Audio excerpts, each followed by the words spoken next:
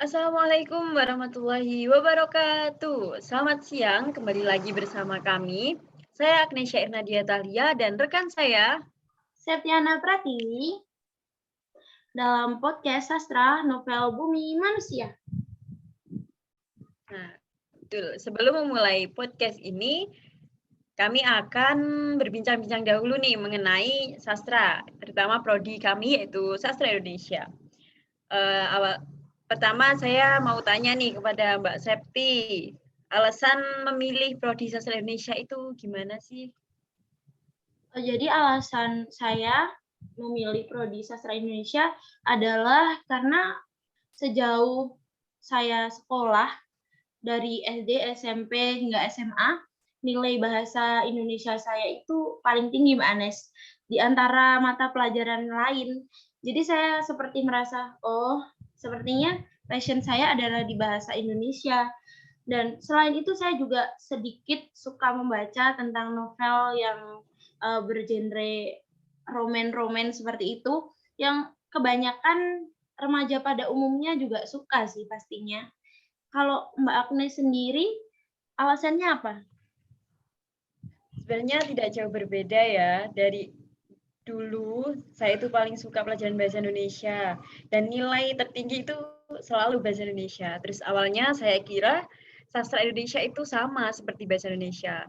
Terus namun pada akhirnya saya masuk ke dalam prodi sastra Indonesia ini dan ternyata jauh berbeda.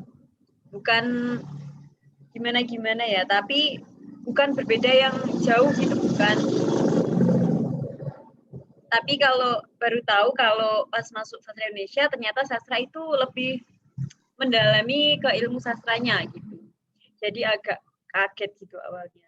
Terus saya juga suka membaca puisi, membuat cerpen ataupun membaca novel. Tapi kalau novel itu lebih suka ke seperti kayak Mbak Septi yang berbau romans gitu. Namanya juga anak muda ya.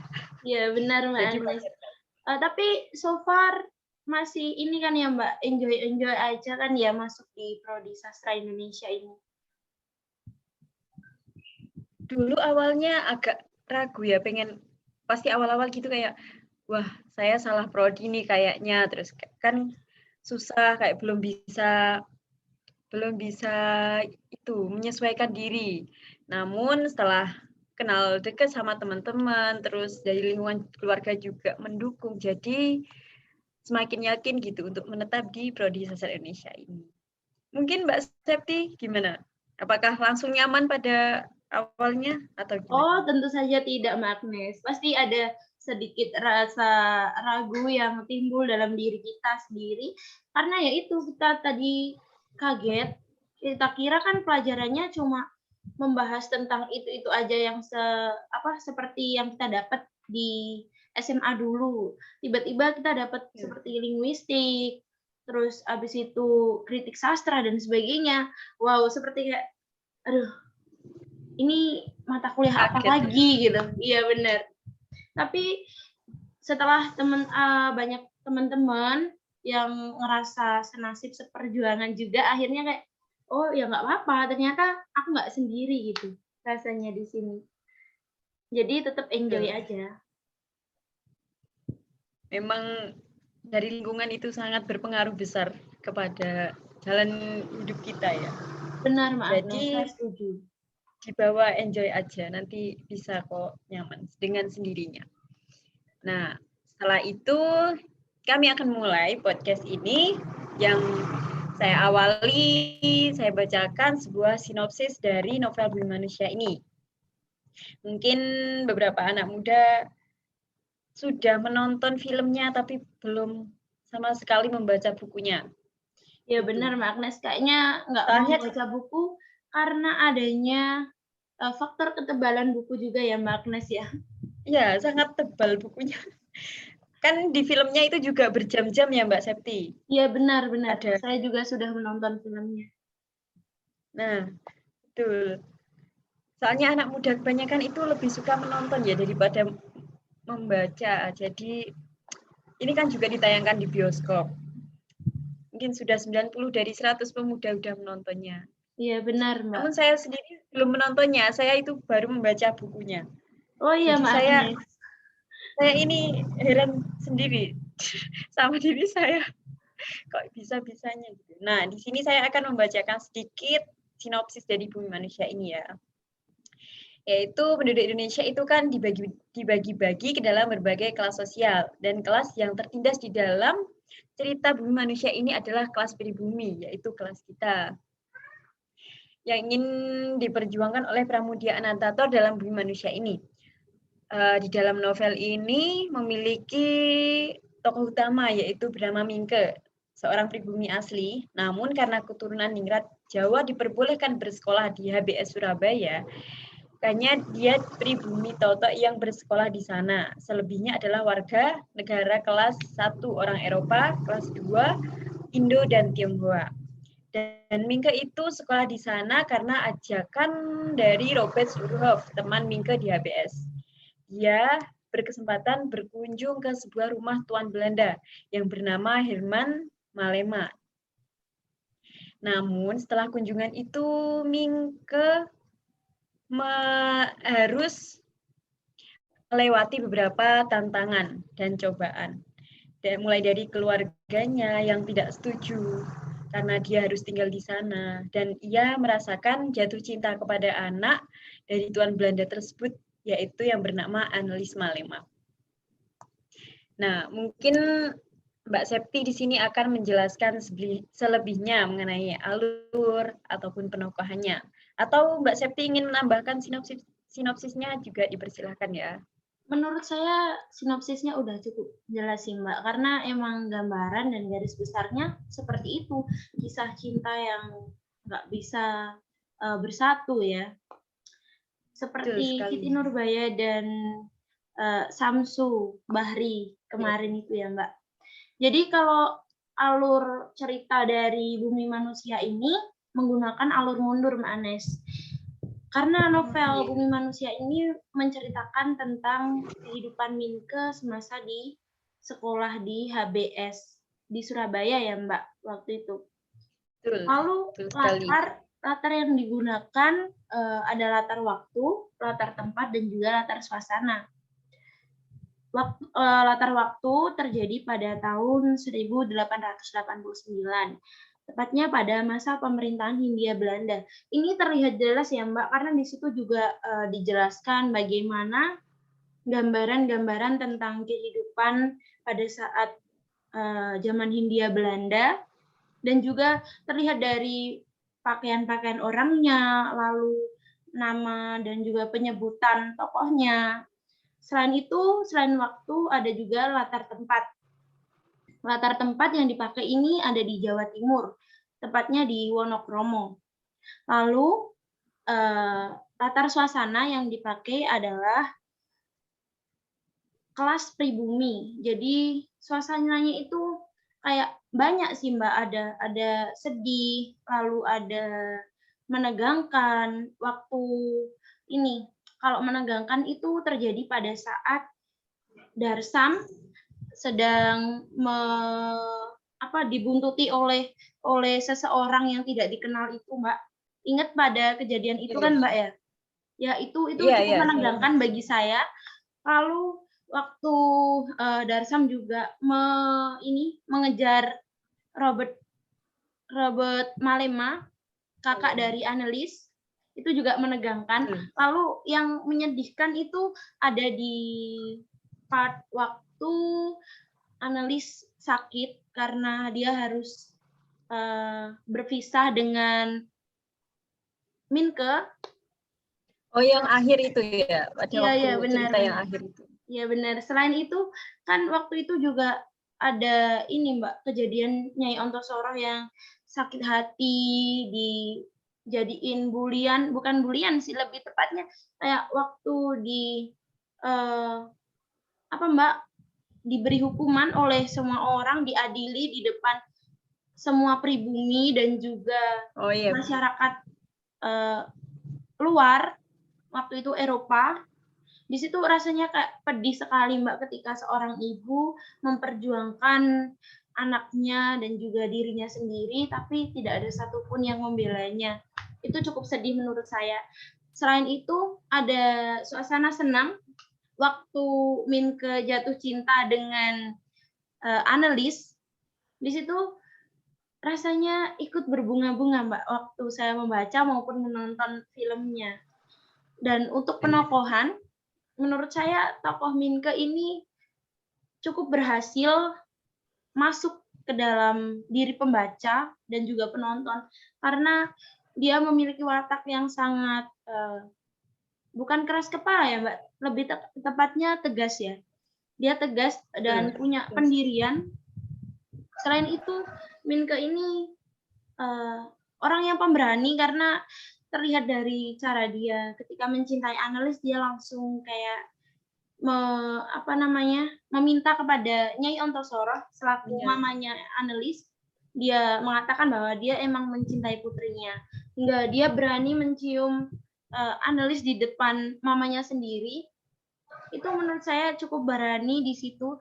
Dan untuk tokoh lain seperti Nyai Ontosoro yang di sini saya soroti, dia adalah sosok wanita yang sangat kuat, di mana sebutan Nyai dulu itu adalah untuk wanita-wanita yang menjadi simpanan seorang Belanda, dan memang benar adanya Nyai Ontosoro adalah simpanan Herman Malema, dan itu membuat sedih sih, Mbak, sebenarnya. Tapi sejauh itu Nyai Ontosoro tidak memperlihatkan kesedihannya, tapi dia malah memperlihatkan kegigihannya, ketangguhannya sebagai seorang ibu dan sebagai seorang kepala rumah tangga.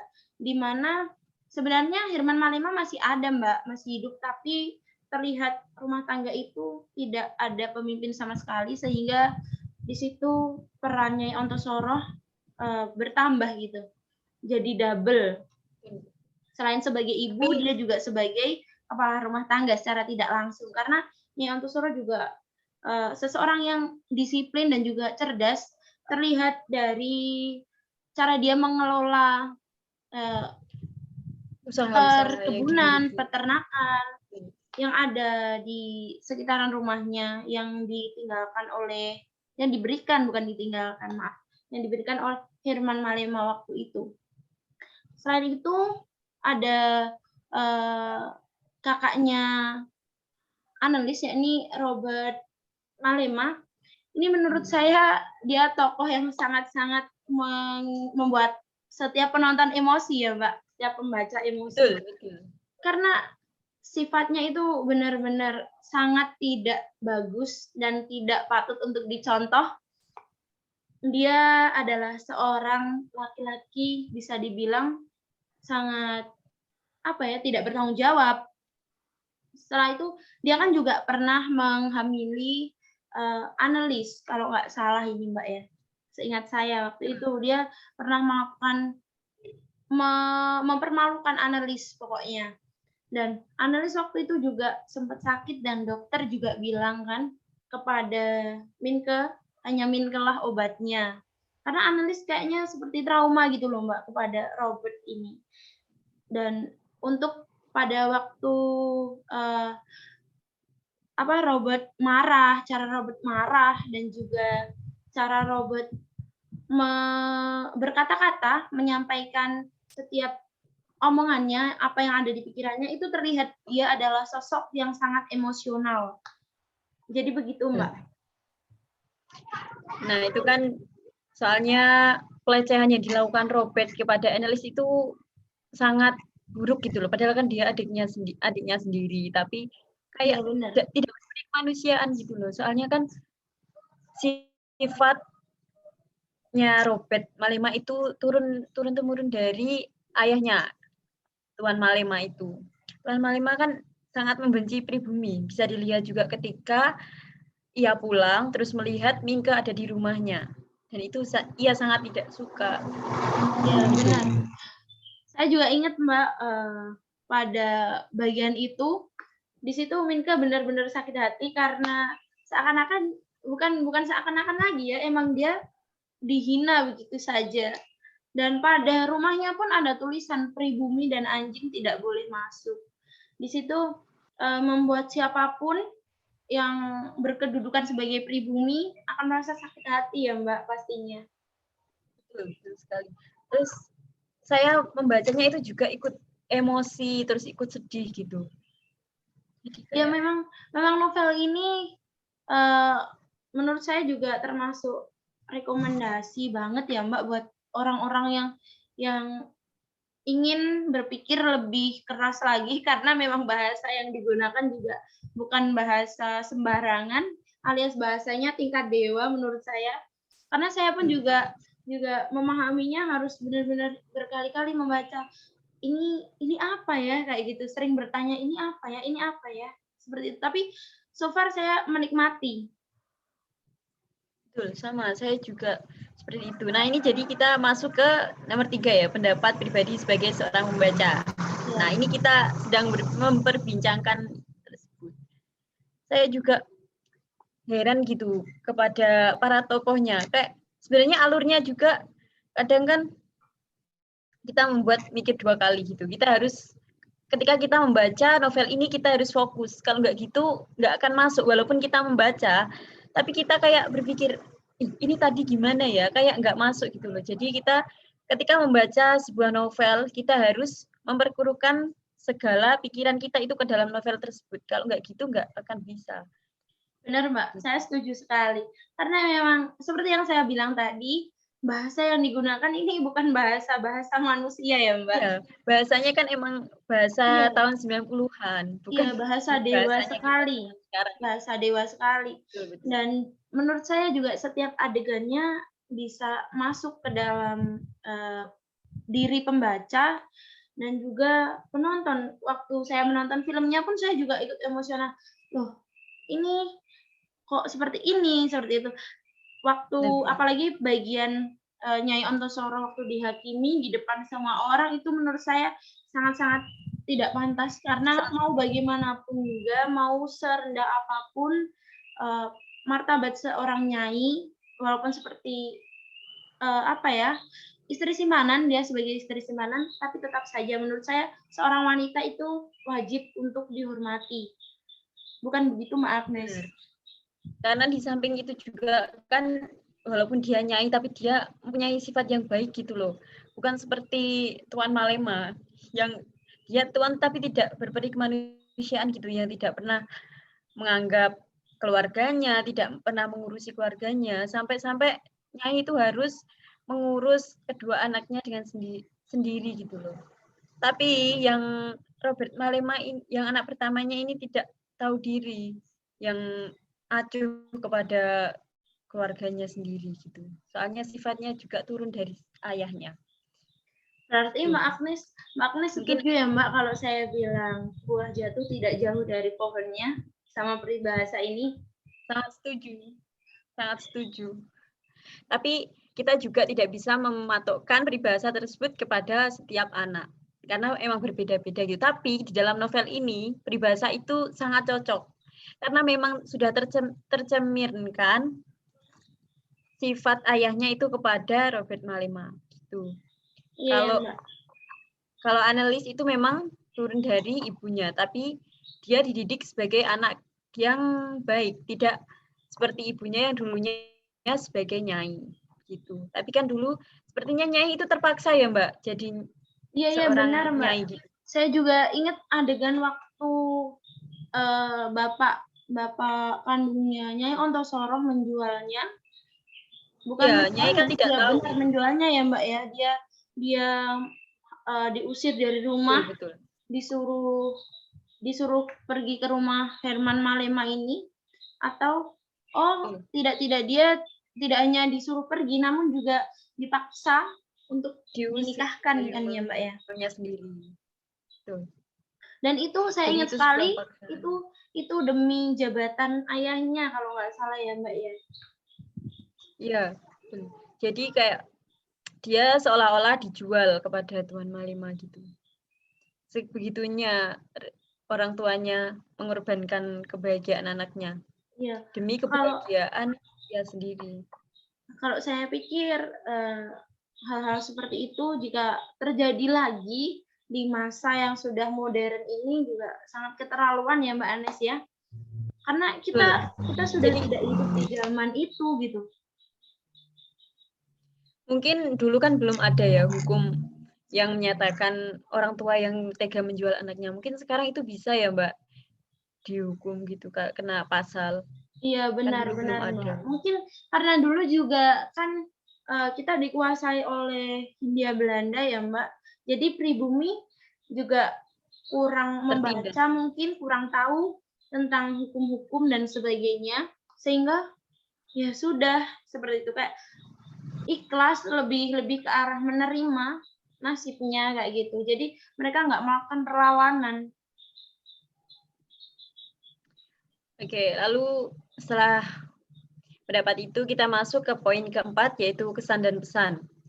Nah, di dalam novel itu, di samping permasalahan-permasalahan yang ada, Mingke itu kan seorang pemuda yang suka menulis. Dia sangat suka menulis, tapi dia itu tidak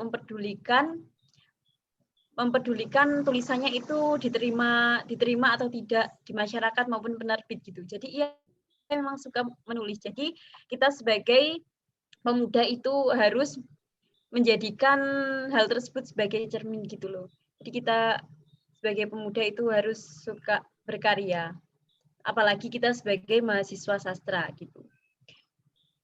Ada tambahan mungkin dari Mbak Septi? Kalau pesan yang bisa saya ambil ya Mbak, selain sebagai pemuda kita harus bisa berkarya, kita harus lebih berani, selagi kita benar. Saya juga mendapatkan pesan dari film dan juga novel karya Pramudia Anantatur ini, yakni kita sebagai wanita harus menjunjung tinggi martabat kita ya Mbak ya.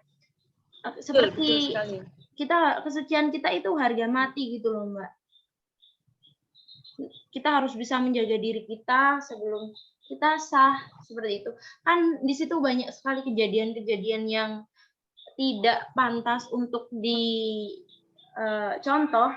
oleh anak-anak, apalagi remaja seperti kita ya Mbak Agnes ya. Ini masa-masa di mana kita mencari jati diri, masa-masa di mana kita ingin tahu A, B, C, D, ingin merasakan rasanya A, B, C, D dan lainnya seperti itu. Jadi ini menurut saya sangat membahayakan ketika kita juga ingin merasakan hal-hal yang negatif. Jadi kita harus bisa lebih membatasi diri kita aja gitu Mbak Agnes. Nah, itu juga ada yang buat untuk orang tua yang mengorbankan anaknya itu kan tidak patut ya. Sebaiknya itu kayak orang tua itu mendahulukan kebahagiaan bersama. Jangan ia demi kebahagiaannya rela mengorbankan seorang anaknya. Padahal kan itu perbuatan yang sangat tidak baik. Apalagi pada zaman sekarang ini. Gitu. Kalau dulu mungkin belum ada hukumnya. Kalau sekarang bisa kena pasal. Gitu. Lalu ada amanat juga dalam novel ini menceritakan pergerakan, perjuangan, dan semangat pemuda Indonesia di masa itu. Pengarang menyerukan agar pemuda-pemudi itu tetap mempunyai semangat meskipun sekarang sudah tidak ada penjajahan ya. Seorang pelajar harus juga berlaku adil sudah sejak dalam pikiran apalagi dalam perbuatannya. Gitu. Mingke itu kan sosok yang sangat baik. Jadi mungkin bisa menjadi figur yang harus kita contoh gitu. Sebenarnya banyak sekali pesan baik ya Mbak dari novel ini. Benar. Meskipun ada beberapa bagian yang memang seharusnya waktu difilmkan itu tidak kita lihat gitu. Kan itu filmnya menurut saya rate-nya juga harusnya di atas 18 tahun ya Mbak, karena ada adegan-adegan yang sedikit yang tidak patut. Iya, tidak patut ditiru, benar. Untuk kesan saya ya Mbak, kesan saya setelah membaca dan menonton film dari Bumi Manusia ini, rasanya seperti waktu membaca dan menonton itu seperti masuk ke dalam cerita tersebut. Namun setelah lepas, kita juga terus kepikiran gitu Mbak, terbayang seperti oh ternyata perjuangan Mingke ini sebanyak ini gitu, dia berjuang sejauh itu untuk mendapatkan analis, meski mereka menikah akhirnya, tapi kan juga akhirnya berpisah kan ya Mbak ya. Di Betul, situ betul. rasanya seperti perjuangan yang udah dilakukan sangat sia-sia. Jadi saya sebagai penonton dan juga pembaca ikut kecewa Mbak sebenarnya. Karena saya berharap bahwa ini happy ending tapi ternyata sad ending. Tapi tidak Ya, masalah dalam hal itu karena menurut saya sejauh ini dan juga dari semua bagian menurut saya juga sudah sangat-sangat bisa merasuk ke dalam jiwa saya sebagai pembaca dan juga penonton. Sehingga menurut saya juga ini Pak Pramudia Anantatur ini membuat novel ini dengan cara yang luar biasa dan sukses juga untuk membius semua penonton dan juga pembaca. benar. Soalnya kita waktu membaca kan pasti membaca apapun itu dan menonton sebuah film pasti kita berharapnya akan menemukan happy ending gitu. Tapi kita di dalam novel ini dikasih surprise, ternyata endingnya tidak sesuai dengan ekspektasi kita. Dan itu merupakan hal yang luar biasa gitu bagi saya sendiri. Soalnya tidak disangka-sangka juga. Mungkin pemikiran kebanyakan orang kan, wah ini perjuangannya begitu hebat, mungkin akhirnya nanti akan hidup bersama, terus hidup bahagia. Tapi kenyataannya kan mereka harus berpisah. Iya, saya juga pertama setelah melihat filmnya dan juga membaca novelnya ini, saya langsung seperti, ya kasihan sekali Winke gitu. Perjuangannya sia-sia padahal dia sudah banyak sekali membantu keluarganya Ontosoro juga ya Mbak ya waktu itu. Betul. Seperti apapun Winke berikan untuk ke keberlangsungan hubungan mereka. Tapi ternyata memang semesta tidak ingin mereka hidup bersama ya Mbak. Mungkin cuma ditakdirkan untuk berdampingan saja, namun tidak untuk bersama-sama selamanya gitu. Memang berat. Kisah cinta mereka itu saya pikir kayak kalau di zaman sekarang ini tidak bisa saya bayangkan gitu. Gimana? Sebenarnya Mungkin saya juga penikmat novel dengan sad ending, Mbak. Saya sangat suka sekali. oh iya ya. Tapi untuk novel Bumi Manusia ini saya agak kecewa karena memang perjuangan yang telah dilakukan Minke ini terlalu banyak gitu loh, Mbak. Saya mikir kayak, oh Minke ini terlalu sia-sia untuk tidak bisa mendapatkan analis lagi gitu. Iya, dia kan juga sampai berkonflik dengan keluarganya gitu. Iya benar-benar. Konflik yang diangkat juga cukup berat ya Mbak menurut saya. Soalnya kan keluarganya juga seorang terpandang di daerahnya gitu. Jadi kayak dipandangnya itu Mingke kan berhubungan dengan orang yang bukan pribumi. Jadi nanti pandangan masyarakat itu akan jelek gitu kepada keluarga Mingke. Jadi Iya benar itu Mbak. yang ditakutkan oleh keluarganya. Iya benar Mbak. Selain itu saya juga ingat sekali waktu Ayah Minke mengatakan bahwa kenapa Minke harus menginap di rumah seorang nyai gitu. Betul. Nyai kan sangat rendah ya Mbak ya di Ya hadapan soalnya pribumi dan kata juga nyai aja itu udah mempunyai cerminan yang buruk ya di benar pikiran banget. masyarakat. Makanya saya sangat mewajarkan apabila Ayah Minke waktu itu merasa takut atas namanya yang nanti menjadi buruk dan sebagainya itu. Karena menurut saya juga kalau saya di posisi orang tua, saya juga pasti merasa seperti itu. Mungkin Minke boleh jatuh cinta, tapi tidak dengan tinggal bersama. Menurut saya loh Mbak, meskipun mereka tinggal bersama satu rumah, satu atap, dan mereka tidak melakukan apapun, namun tetap saja jika kan zaman dahulu kan nyai kan dianggap sangat rendah ya Mbak. Jadi saya juga agak was-was soal itu. Tapi kan akhirnya mereka juga melakukan hal yang tidak baik gitu. Iya, Soalnya benar sekali Mbak Agnes. jadi memang itu konsekuensinya ketika seorang pemuda di sebuah ruangan berduaan. Jadi itu perbuatan yang tidak boleh dicontoh untuk pemuda zaman sekarang ya.